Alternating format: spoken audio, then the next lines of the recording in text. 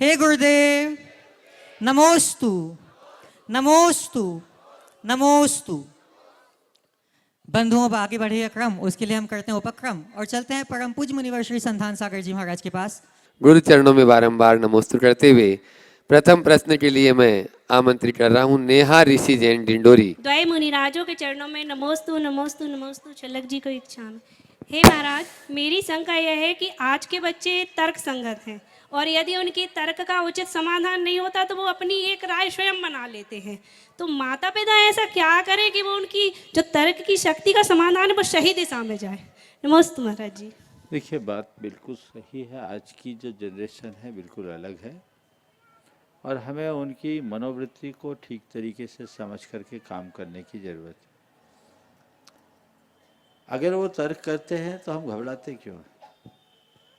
हम उनका ऐसा उत्तर दें जिससे कि वो चीज़ों को ठीक तरीके से समझ सके, उनके हृदय में उतर सके।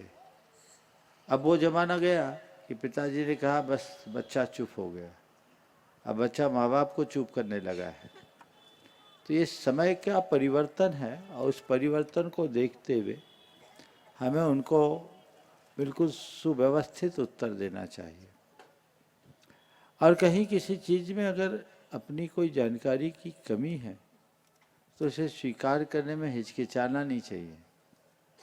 बच्चों के साथ सहभागी बनकर उन्हें उस जानकारी को और प्रकट करने के लिए प्रोत्साहित करना चाहिए। यदि ऐसा करे तो काफ़ी कुछ बदलाव घटित हो सकता है। नमोस्तु महाराज। श्रीमती शेफाली जैन डिंडोरी। नमोस्तु महर्षि। महर्षि, पुण्य और अतिशय पुण्य में क्या अंतर है और इसका अर्जन अपन कैसे फिर कर से सकते हैं? बोलिए।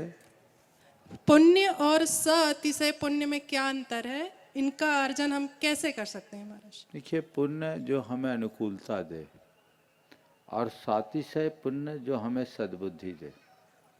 अनुकूलताएं तो रावण को भी प्राप्त थी, वीरप्पन को भी प्राप्त थी, बिन लादेन को भी प्राप्त थे।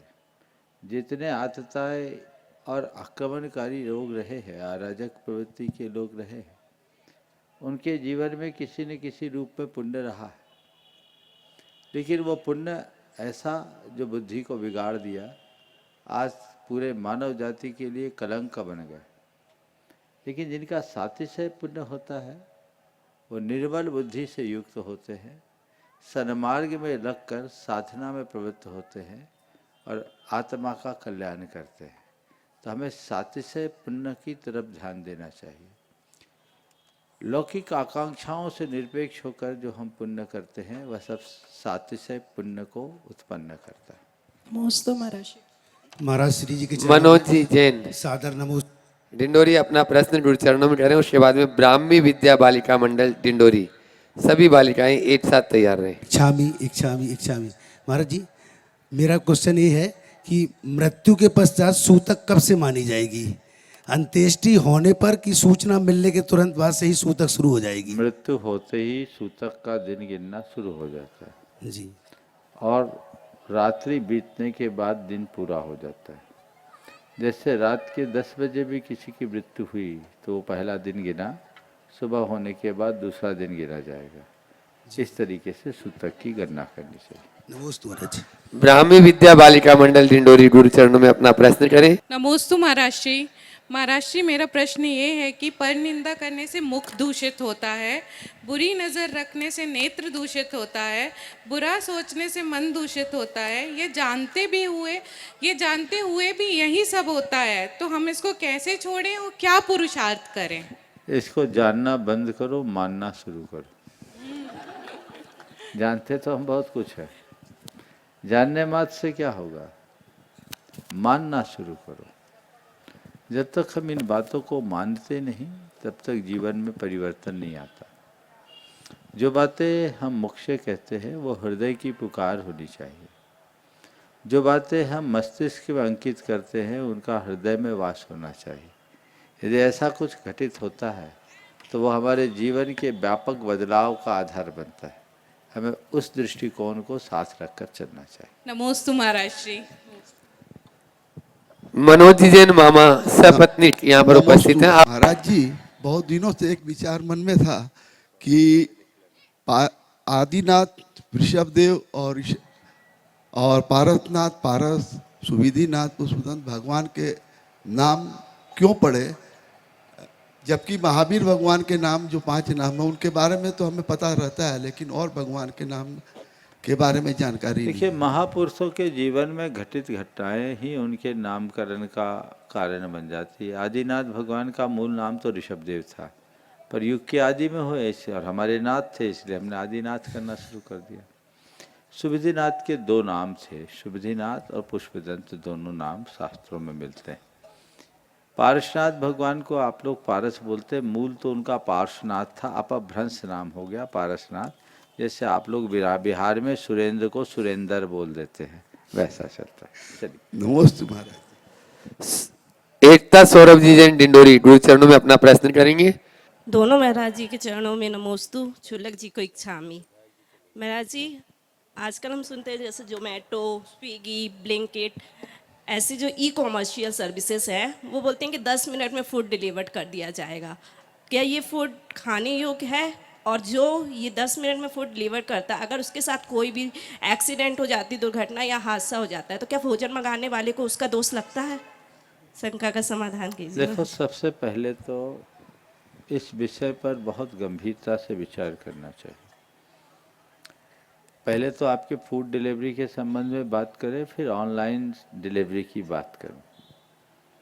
आपने जिनसे फूड मंगाया है, आप शुद्ध शाकाहारी हैं? वो और अपने साथ किसका किसका लेकर आ रहा है, थोड़ा उसके बैग को देख लीजिए। खाने की बात तो दूर है, छूने की भी बात इच्छा नहीं होगी, और यथार्थ वो छूने लायक भी नहीं। जिन कंपनियों से आप भोजन मंगा रहे हैं वो क्या बनाती है, कहाँ वेज नॉन वेज, जहाँ दोनों चीज़ें होती, उस वस्तु को खाने में वो सदोष है, उसे तो खाने की बात सोचनी भी नहीं चाहिए, नहीं मंगाना चाहिए। आपने इसका दूसरा पहलू उजागर किया कि जो अगर एक्सीडेंट हो जाए तो उसका दोष मंगाने वाले को नहीं लगेगा, निश्चित लगेगा। एक्सीडेंट एक नकारात्मक सोच है, पर यह भी एक संभावना है। लेकिन हमें अपने अंदर की संवेदना को जागृत करना चाहिए कि ये जो हम मंगा रहे हैं वो हमारे उसूल के विरुद्ध है। वेज नॉन वेज इकट्ठा जो करता है उसके साथ हम क्यों ले, ये दूसरा पहलू। तीसरी बात, आजकल जो ऑनलाइन चीज़ें आप लोग मंगाने लगे हैं, इससे कितने लोगों का रोजगार जा रहा है। कुछ कंपनियां ही सारी मोटी कमाई खा रही। दिनों दिन जिस तरीके से ऑनलाइन का व्यापार बढ़ रहा है, आने वाले दिनों में तो सारे दुकानदार बेरोजगार हो जाएंगे। कुछ कंपनियां ही सारा कुछ करेगी और आपके बच्चे डिलीवरी बॉय बन करके रहने को बुयास हो जाएंगे, वो भी कितने रहेंगे। आप साग सब्जी जैसी चीज़ भी ऑनलाइन मंगाना पसंद करते हो। अरे, भारत की संस्कृति प्रेम और परस्परता की संस्कृति है।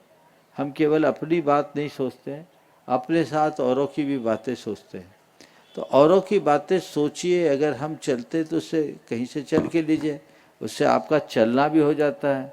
ऐसे भी कहते हैं 10,000 स्टेप रोज़ चलना चाहिए, चलना हो जाता है, सामने वाले से मिलना हो जाता है, और आपके थोड़े प्रयास से कई का परिवार पलता है।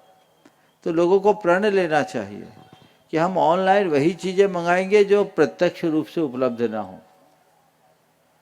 थोड़ा महंगा भी सही, हमें क्या फ़र्क पड़ता है, हमारे 2 रुपये ज़्यादा लगेंगे, लेकिन 1-2 परिवार का पेट भरता है, तो इससे अच्छी बात क्या है, इसमें क्या बुराई। अंदर ऐसी भावना और उदारता होनी चाहिए, और इसका प्रचार होना चाहिए। खासकर युवाओं को मैं कहना चाहता हूँ, युवा वर्ग में ये बीमारी ज़्यादा है, वो ऑनलाइन की तरफ ज़्यादा रुझान रख रहा है। ये बिल्कुल ठीक नहीं है। हमें इन प्रवृत्तियों पर पूरी तरह अंकुश रखना चाहिए। अब तो छोटे छोटे शहरों और गांवों में भी ये व्यवस्थाएं हो गई। मेरे को लगता है कि आपका डिंडोरी भी उससे अप्रभावित नहीं होगा। तो ये ट्रेंड बदलना चाहिए। हमारा देश बहुत बड़ा देश है, 140 करोड़ जनता यहाँ निवास करती है। उन सब के साथ इन चीज़ों को मिला करके करने में ही लाभ होगा। हमें इनका ध्यान रखना चाहिए। सागर से उपकार एजेंसी परिवार, वे अपनी बात गुरु चरणों में अपना प्रश्न करेंगी। सकल दिगंबर जैन समाज सागर और उपकार परिवार की ओर से सादर नमोस्तु नमोस्तु नमोस्तु। महाराज श्री, हमारा एक मन है, क्या किसी मनोकामना या शर्त के साथ दान देना सही है या उसमें कोई दोष लगता है, या कार्य होने के बाद दान देना ही उचित होता है? देखो, दान देना अच्छा कर्म है। अब रहा सवाल मनोकामना और शर्त के साथ, तो ये तो रिश्वत हो गया। रिश्वत परमात्मा के दरबार में अच्छी बात नहीं मानी जाती, इसलिए इस तरह की मनोकामना नहीं करना चाहिए। हाँ, एक है संकल्प। जैसे मान लीजिए आपने एक संकल्प लिया, मेरी ये प्रॉपर्टी बिकेगी जिस दिन, उस दिन मैं इतना दान दूंगा। ये आपका संकल्प है, इसमें कोई बुराई नहीं। मेरे बेटे की शादी होने के बाद मैं ये काम करूंगा, ये संकल्प है। लेकिन मेरे बेटे की शादी हो जाए इसलिए मैं ये करूं, ये मनोकामना है। मेरी जमीन बिक जाए इसलिए मैं ये दान करूं, ये मनोकामना है। ऐसा मत करो। संकल्प करना अलग चीज है और मन्नत मनाना अलग चीज है। नमोस्तु महाराज, नमोस्तु। अपने बीच में आप सबके चहेते विधायक पूर्व कैबिनेट मंत्री ओंकार सिंह जी मरकाम गुरु चरणों में अपना प्रश्न कर रहे हैं। गुरुदेव के श्री चरणों को मैं प्रणाम करता हूँ। डिंडोरी के पवित्र माटी पर आपका पदार्पण हुआ, मैं हृदय की गहराइयों से आपका अभिनंदन करता हूँ, प्रणाम करता हूँ। गुरुदेव जी, मेरे मन में जो शंका है वह यह है कि हम मानव समाज के जीवन में सुख समृद्धि उन्नति के लिए विभिन्न राजनीतिक लोग और हमारे धार्मिक प्रयास होते हैं। धर्म में भी अनेक धर्म हैं जो कहते हैं मेरा धर्म बड़ा है, मेरा धर्म बड़ा है, मेरा धर्म बड़ा है, और यही कहते कहते दुनिया में संघर्ष चल रहा है। लाखों बेगुनाहों का जीवन जा रहा है। आज जहां भी हम देखते हैं एक बम आता है जो करोड़ों लोगों का जीवन 1 मिनट में शांत कर देता है। आज दुनिया में शक्तिशाली वो देश हैं जो करोड़ों लोगों को 1 सेकंड में मार सकते हैं। आज मारने वाला दुनिया में शक्तिशाली हो गया है और बचाने वाला आज संघर्ष से गुजर रहा है। तो ये जो प्रतिस्पर्धा है, मैं बड़ा हूँ, मैं बड़ा हूँ, ये बड़ा हूँ, ये मानवता को हर समय कमज़ोर करता है। मेरा शंका है कहीं ऐसा तो ना हो कि ये इस तरह की जो श्रेष्ठता की दौड़ मची है, इससे मानवता ही खतरे में पड़ जाए और मानव जीवन को बचाना कठिन हो जाए। ये मेरी शंका है गुरुदेव। मैं चाहूँगा पहले तो आपने विधायक जी का जोरदार अभिनंदन कर दें। आप हैं तो राजनीति से संबद्ध, पर आपका सवाल पूरी तरह मानवीय दृष्टिकोण को लेकर के जुड़ा हुआ है। बात समझने की है। जहाँ तक मानवीयता के विकास में योगदान देने की बात है, राजनेता हो, धर्म नेता हो, संत हो, सभी अपने अपने स्तर पर प्रयास करते हैं। हमारे देश को आगे बढ़ाने में और मानवता की प्रतिष्ठा करने में राजनेताओं का योगदान भी कम नहीं रहा।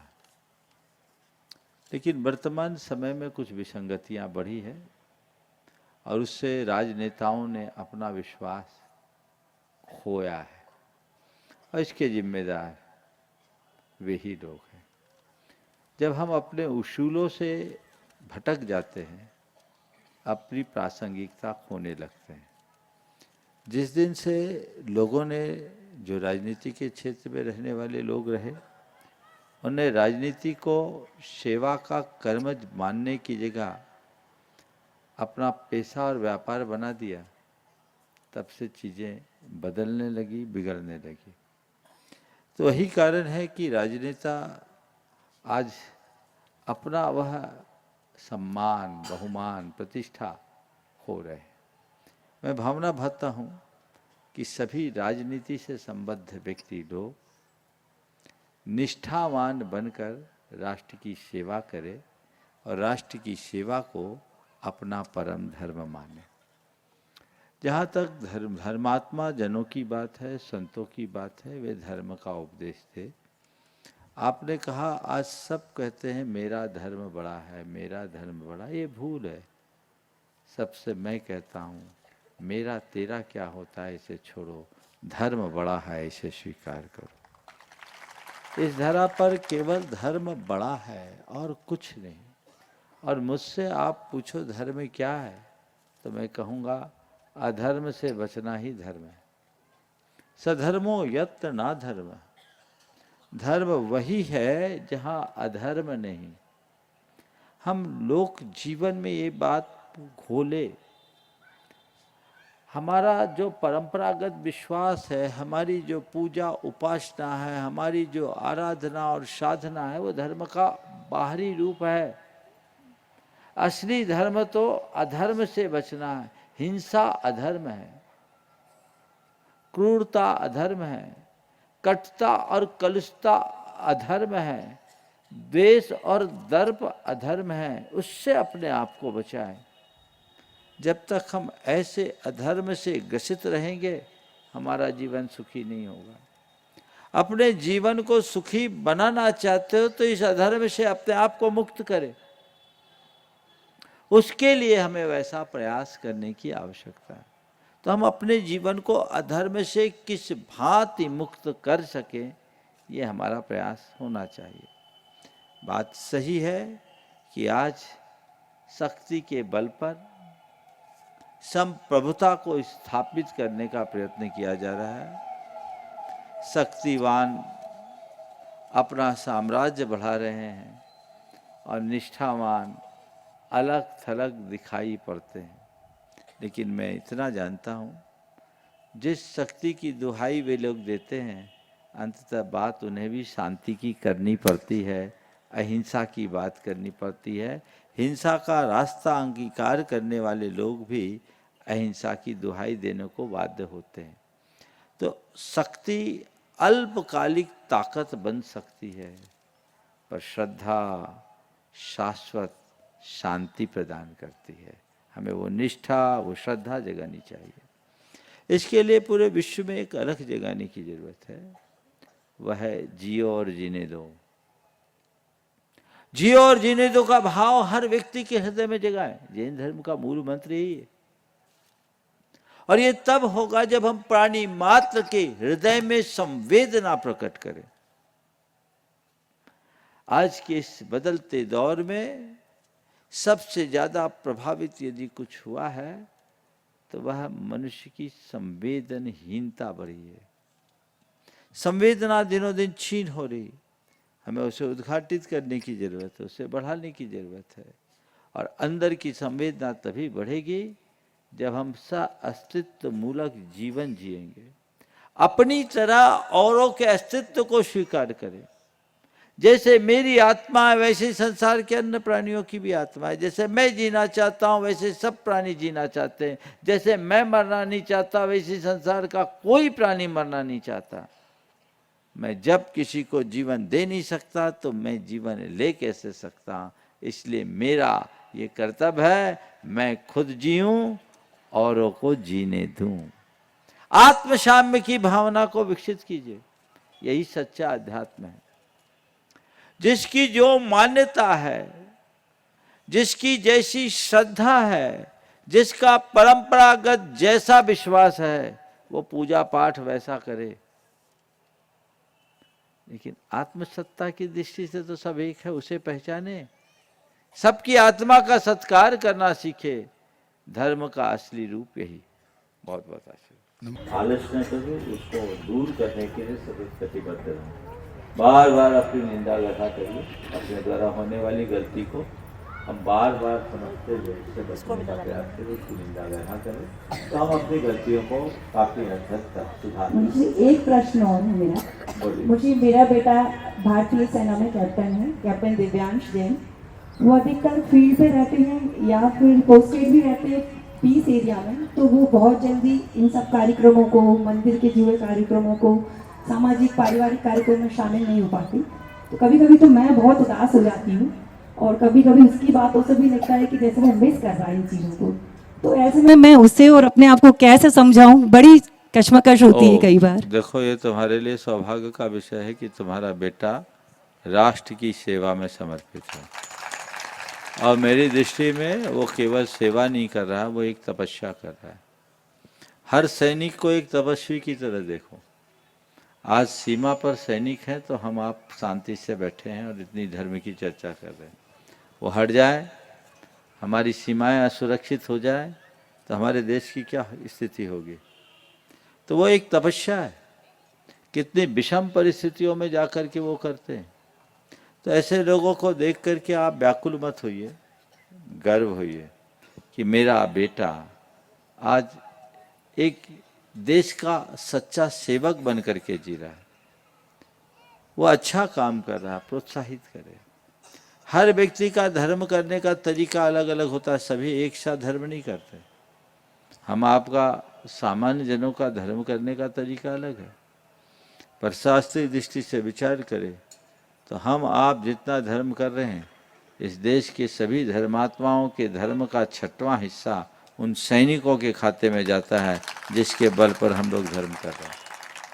इसलिए उसको भी बोलो मिस मत करो बेटा, जितने दिन के लिए तुम्हें ये दायित्व मिला है उसको निभाओ। जब दायित्व मुक्त हो जाओगे तो फिर आ जाना, वहाँ बस रहते रहो। अपने पहचान को खंडित मत करना, अपनी मर्यादा को नष्ट मत करना, अपना खान पान शुद्ध करना रखना, नहीं करता बस महाराज। उतना बनाए हुए तो कुछ सोचने की बात नहीं। आचार्य श्री से आशीर्वाद लेके गया। नगर गौरव ब्रह्मचारिणी अलका दीदी डिंडोरी। परम पूज्य द महाराज जी के चरणों में बारंबार नमस्तु नमोस्तु नमोस्तु। शुल्लक जी के चरणों में बारंबार इक्षामी इक्षामी इक्षामी। महाराज जी, आपके आगवानी की सुन करके माता जी को बहुत प्रसन्नता हुई कि चलो यहाँ से अगर आप पहुँची हो, बिहार नहीं करवा रहे, तो कम से कम महाराज जियों का समागम मिल गया और आगवानी हमें मिल गई। महाराज जी, सभी माता जी ने आपको अयोध्या नगरी से बारंबार नमोस्तु नमोस्तु नमोस्तु कहा है। महाराज जी, आज अति प्रसन्नता का दिन है, सभी लोगों को इतनी खुशी है और कोईयों को तो विश्वास ही नहीं हो रहा है कि आप इस नगरी में आए हुए हैं। कई लोगों के तो बहुत भावना थी, लेकिन वह यही पूछ रहे हैं कि इतनी समाज है तुम्हारे इधर जो महाराज जी आपके यहाँ आ रहे हैं। हमने बोला कि हाँ, ऐसा नहीं है कि बड़ी बड़ी समाज में ही महाराज जी जाते हैं, छोटी नगरी में ही महाराज जी आ जाते हैं। यह हमारा बहुत बड़ा सौभाग्य है। महाराज जी, आज हमारा प्रश्न है, 9वें गुण स्थान के प्रथम भाग तक तो संज्ञा होती है, उसके बाद अवगत भेद हो जाते हैं। लेकिन महाराज जी, हमारा यही है कि 14वें गुण स्थान में तीनों भेद के साथ मोक्ष कैसे होता है। देखिए, पहले तो बात कह दूं डिंडोरी की। निश्चित डिंडोरी के लोग बड़े भाग्यशाली हैं। यह वह पवित्र धरा है जिसका सौभाग्योदय जनवरी 1994 में प्रथम बार हुआ था। मैंने अपने प्रवचनों और शंका समाधान में डिंडोरी का प्रसंग अनेक बार रखा भी है, जो हमारी स्मृति में हमेशा बनी रही। गुरुदेव के साथ 1994 में यहाँ आने का योग बना था और उसके बाद आप लोगों के ऊपर गुरुदेव की ऐसी कृपा बरसी कि 13 बार वो आपके यहाँ आ गए। बोले संत शिरोमणि आचार्य गुरुवर विद्यासागर जी महाराज की। गुरुदेव ने न केवल डिंडोरी को लाभान्वित किया, अपितु डिंडोरी को पूरे देश में उनके मिशन का डिंडोरा पीटने का आधार बनाकर कारो पानी को एक बड़ा सेंटर बनाया आज बहनें बैठी है, अभी निवेदन कर रही थी, शायद अभी और करेगी। अब वो सबको पता है कार्यक्रम बुढ़ार का बहुत निकट है, फिर भी मैं देखता हूँ, मेरी दिली इच्छा है कि मैं कारोपानी होते हुए जाऊँ। अब गुंजाइश कैसी बनती है, दूरी की सड़कें बिल्कुल ख़राब है, पैरों की हालत जर्जर हो गई है। भावना है, गुरुदेव ने जो उपक्रम शुरू किया है उस उपक्रम को देखने की इच्छा तो मन में रहती है। समय काल की मर्यादाएं बाधित कर दे, बात जुदी है, लेकिन फिर भी मैं देखता हूँ तो ये एक डिंडोरी वालों का सौभाग्य है। हमारे लिए रास्ता सीधा भी था, सुविधाप्रद भी था, पास भी था, पर हमने सोचा चलो भाई, हिसाब लगाया तो लगा कि थोड़ा सा घूमना पड़ेगा, पर एक टाइम तो डिंडोरी वाले को मिल ही सकता है। 30 साल के बाद आज आने का योग बना है। डिंडोरी के कुछ परिवार तो लगभग नियमित बने रहे और फिर आपने अपना वकील बहुत तगड़ा खड़ा कर लिया।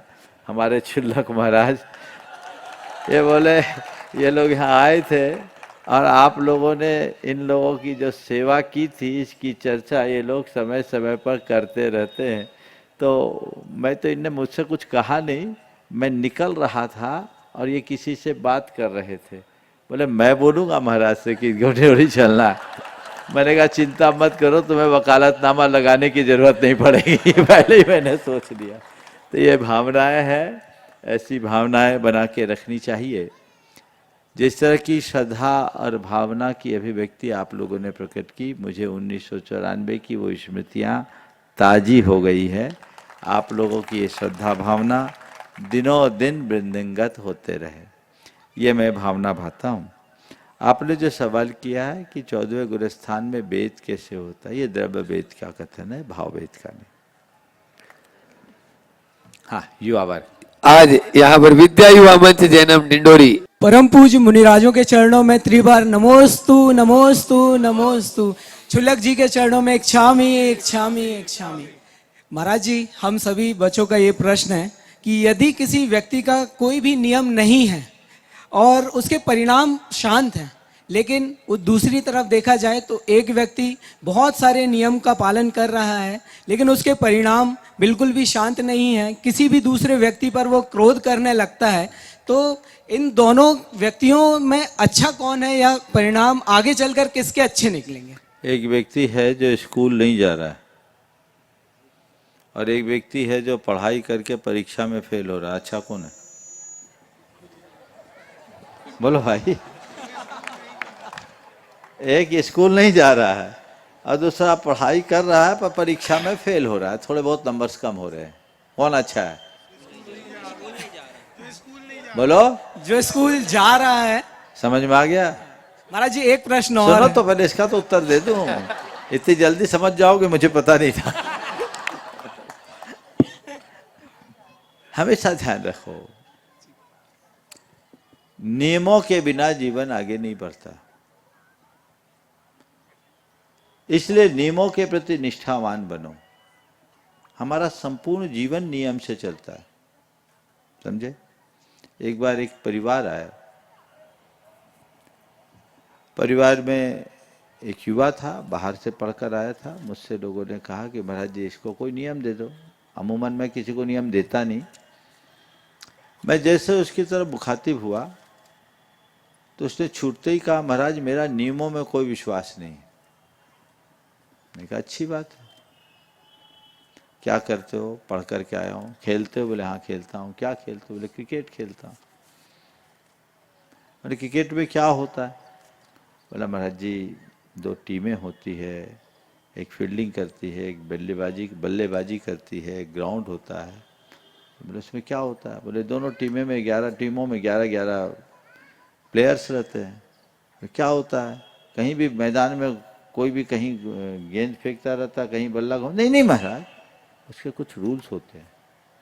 एक क्रीज होती है, विकेट होता है, बॉलर अपने पॉइंट से बॉल फेंकता है, बैट्समैन अपने क्रीज पर खड़े होकर के बल्लेबाजी करता है, उसकी बाउंड्री होती है। कहीं भी कुछ नहीं करते। बोले क्यों, ऐसा क्यों होता है?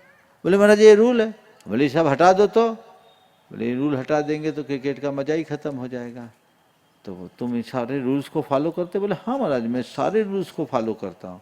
तो मैंने कहा अभी तुमने कहा मेरा कोई रूल्स पर कोई विश्वास नहीं है, और अब कह रहे हो कि मैं रूल्स को फॉलो करता हूँ। मैंने उसे समझाया कि क्रिकेट का मज़ा लेने के लिए क्रिकेट के रूल्स को फॉलो करना ज़रूरी है, तो जीवन का मज़ा लेने के लिए जीवन के रूल्स को फॉलो करना ज़रूरी है। समझ गए? रूल्स को निभाओ। हाँ, हो सकता है रूल्स को निभाने में कई लोग फेल हो जाए, सही तरीके से न निभाए, तो ये उसकी कमी है, उस रूल की कमी नहीं है। हम उसे देखकर ये न सोचे कि रूल्स लेने से क्या होता है, नियम लेने से क्या होता है।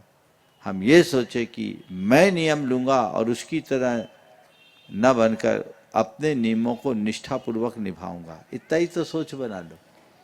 तो आदर्श वो नहीं जो पढ़ाई नहीं कर रहा है, आदर्श वो है जो परीक्षा दे रहा है।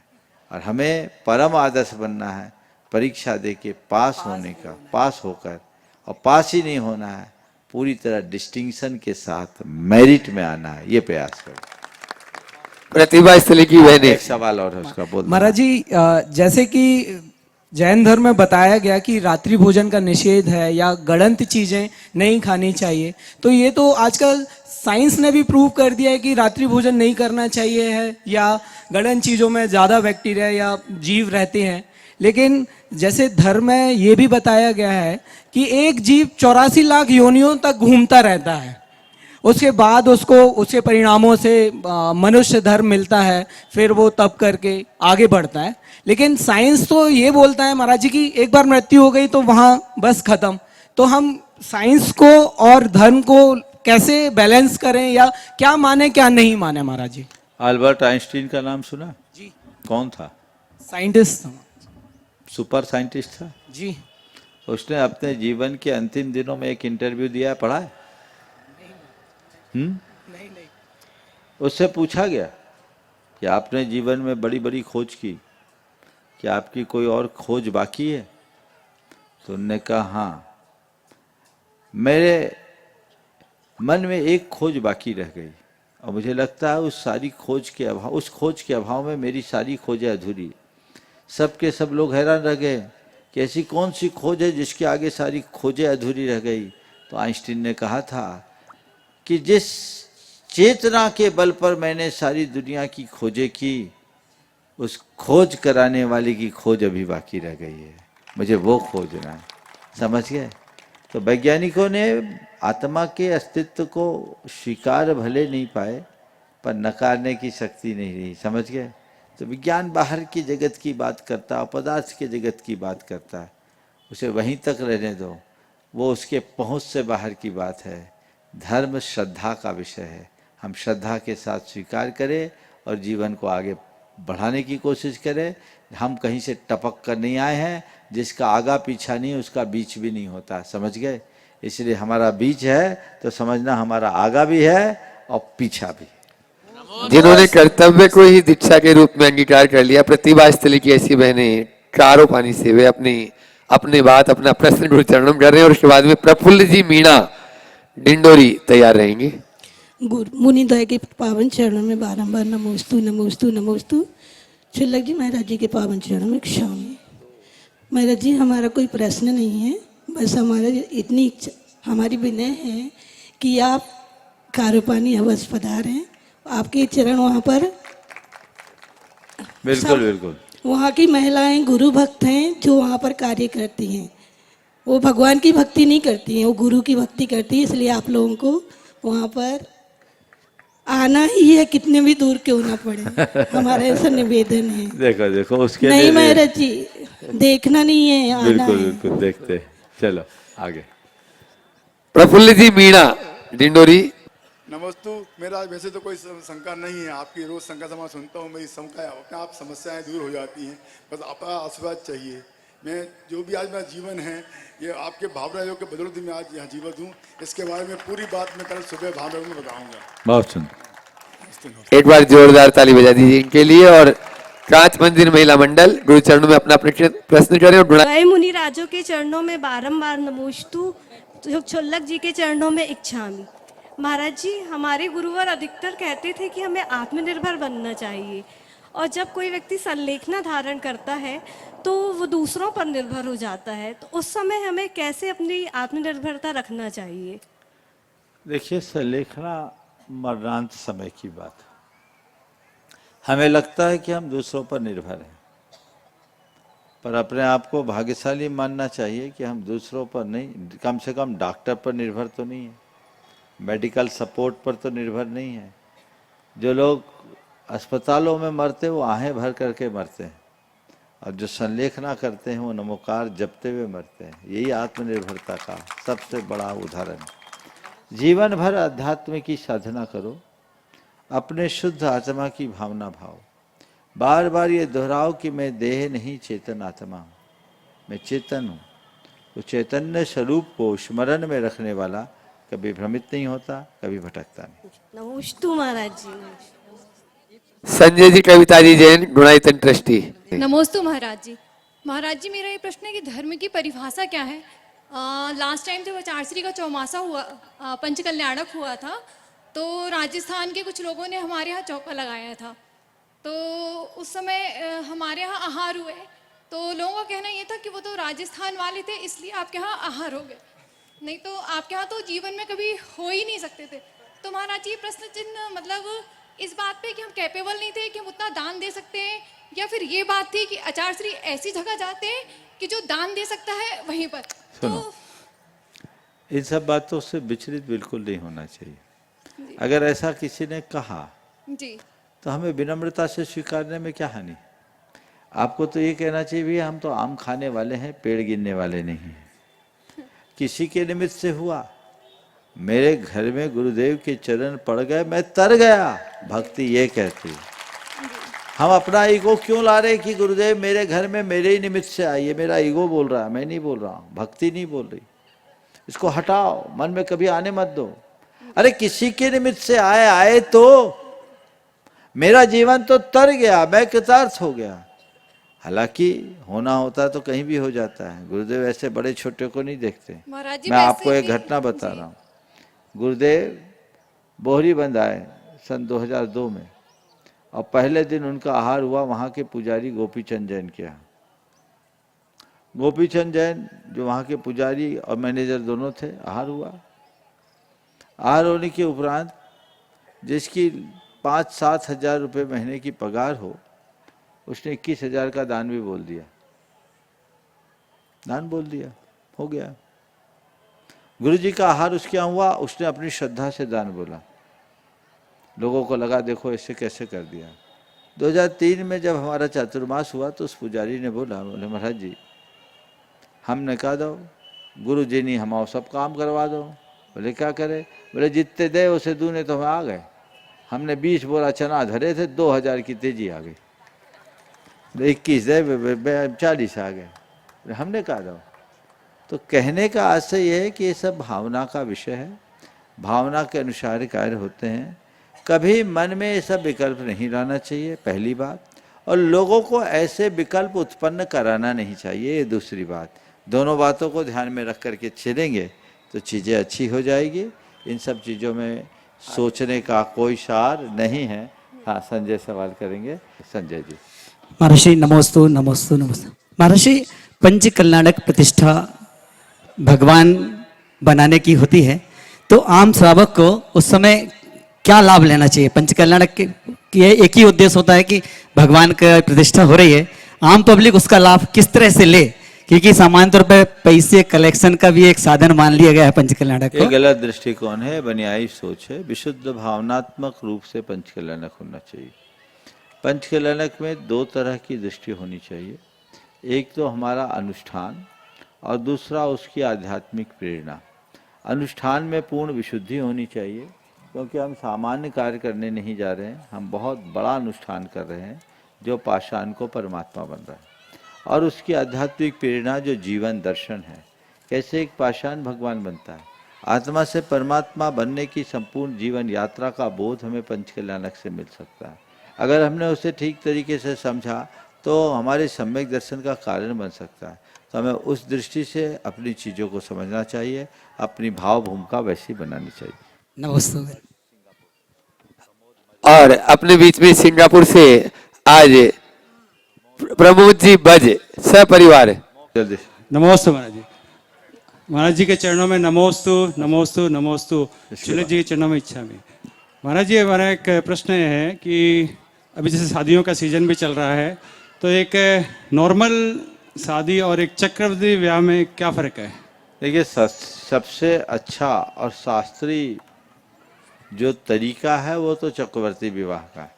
भगवान की साक्षी में किसी पवित्र स्थान में मंदिर में आप विवाह कीजिए, विधि विधान के साथ विवाह कीजिए, पानी ग्रहण के संस्कार को पानी ग्रहण संस्कार के रूप में रखिए, अपव्यय से बचिए, व्यर्थ की बातों से बचिए, और जो कुछ करना है दान धर्म कर लीजिए, वो आपके लिए ज़्यादा उपयोगी होगा। सबसे आदर्श विवाह वही, शास्त्र यही बताते हैं। श्रुति जी जैन अहिंसा, अपना प्रश्न जल्दी बोल। गुणायतन प्रणेता, शंका समाधान करता, मुनि श्री 108 प्रमाण सागर जी महामुनि राज के चरणों में मेरा कोटिशाह नमोस्तु नमोस्तु नमोस्तु गुरुदेव। गुरुदेव, हाल ही में एक परीक्षा हुई थी, सरकारी परीक्षा, जिसमें मैं 0.4 मार्क्स से रह गई हूँ, और इस विफलता को मैं किस रूप में देखूं? कई बार गलत विचार भी आते हैं, तो कैसे अपना कॉन्फिडेंस रिगेन करें? बिल्कुल मत घबराओ, ये मत सोचो कि मेरा चयन नहीं हुआ, फिर देखेंगे। और किसी प्रतियोगी परीक्षा में पास होने वाला ही सफल है, बाकी सब विफल, ये धारणा गलत है। हमारे लिए हर प्रकार की संभावना है, हम उसमें प्रकट हो सकते हैं। समय हो गया, यहीं पर विराम। बोलिए अहिंसा। नमोस्तु महर्षि, नमोस्तु।